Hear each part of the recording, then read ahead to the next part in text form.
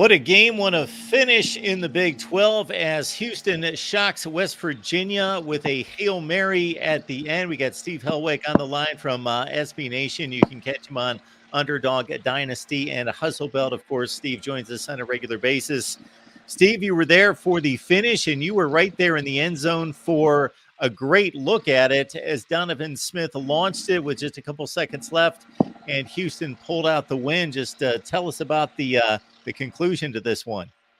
Yes, it was the wildest swing of emotions possible. Houston was 1 4th down stop away from its first Big 12 victory. The whole crowd was on their feet for a 4th and 10, and Houston couldn't get the stop. West Virginia got a 50-yard touchdown with just 12 seconds left.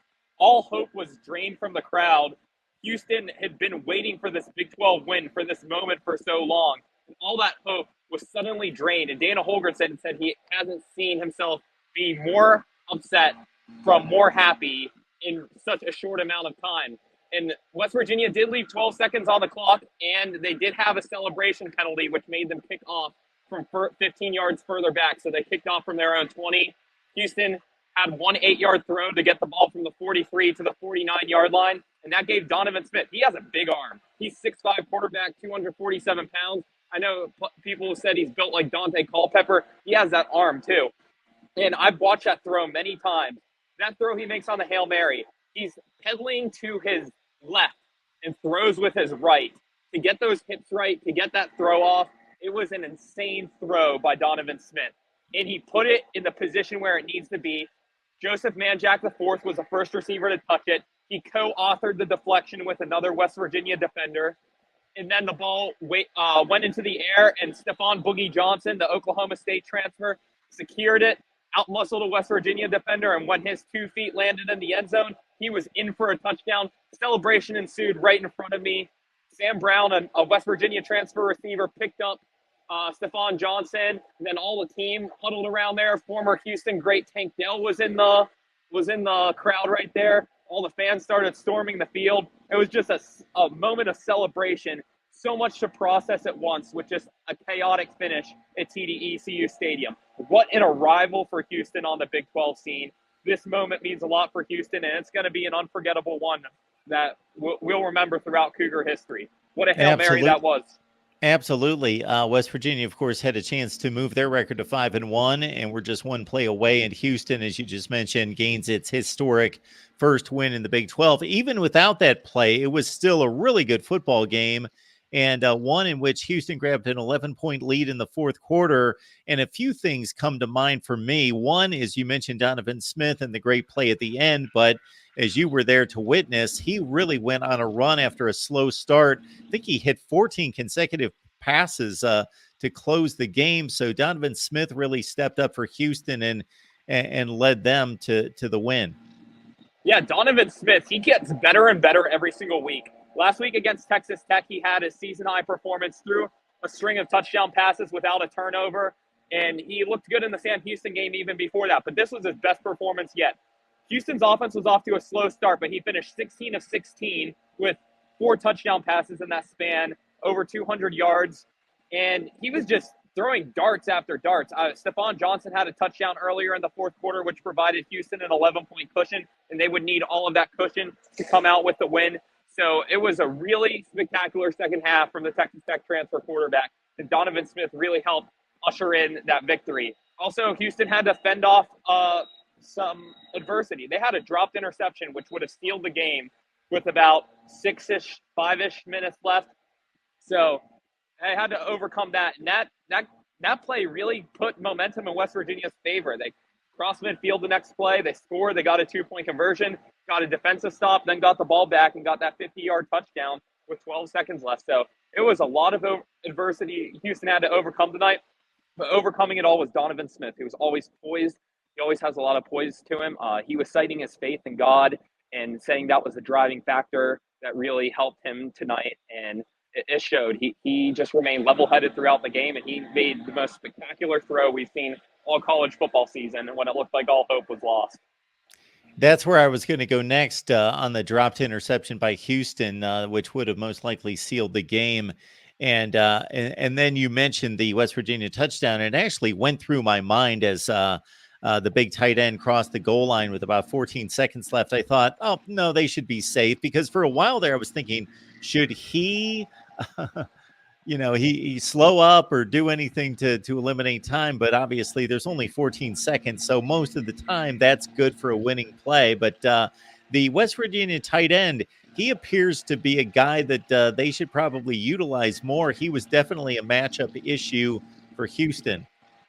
Yeah, he's 6'7". He's built like a basketball player. And how many times did he hit the hurdle tonight? I saw him hurdle several defenders, and they were all successful too. Just a big guy that was tough to tackle. But Houston still did a much better job tackling than they did against Texas Tech. That was their emphasis all week. They got enough stops in this game. They didn't get that critical one at the end on fourth down, but they made things tough for West Virginia's offense. Although we did see Garrett Green have the performance of his career so far. He delivered a lot of long throws. There were 4+ throws that he had in the first 3 quarters alone that traveled over 30 yards in the air to his receivers. So you have to give Garrett Green a lot of credit. West Virginia's offense also seemed to mature and take a step up tonight, although Houston's defense hadn't been so great in Big 12 play so far. But you have to give a lot of credit to Neil Brown and West Virginia's offense for going shot for shot with Houston in the shootout. And there were no team scored consecutive touchdowns until the fourth quarter when Houston got up 35-24. There were 9 lead changes. It was a back and forth game, and West Virginia could never build that cushion when they got the ball with the lead, and Houston could never stop West Virginia when they were on defense holding on to the lead. So it was a really interesting back and forth contest here at TDECU Stadium,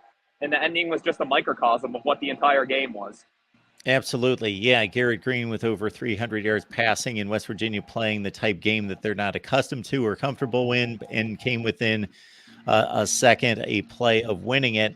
Do you know what Neil Brown was protesting or just talking to the officials about after the game in the end zone? Was that about the celebration following the West Virginia touchdown? I'm not sure exactly. I was more focused on the Houston end, their celebration, their field storm. I attended the Houston press conferences afterwards.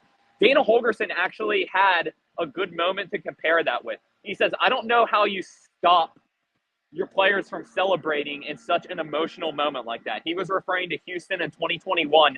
They had a game-winning kick return touchdown with Marcus Jones in the final seconds, but they got a 15-yard penalty on that. They had to kick short, and SMU had a chance for a Hail Mary at the end of that game because of the field position from the kick. So Holgorsen said that celebration penalty, he doesn't know how to stop it because it's an emotional game, and that's what you should expect out of your players. So I'm not sure what Neil Brown was upset about, but I mean, it's very clear and evident that 15-yard penalty did play a crucial role in giving Houston comfortable range to throw that Hail Mary, and Donovan Smith took advantage of that, and he delivered with one heck of a throw.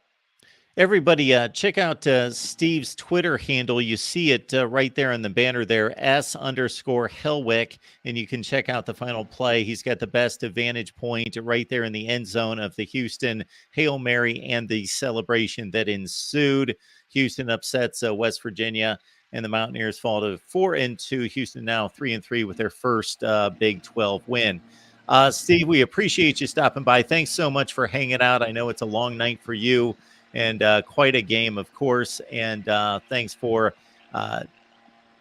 delivering our post game here.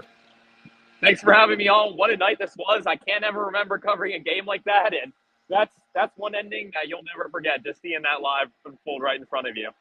Hey, thanks so much, Steve. Safe travels.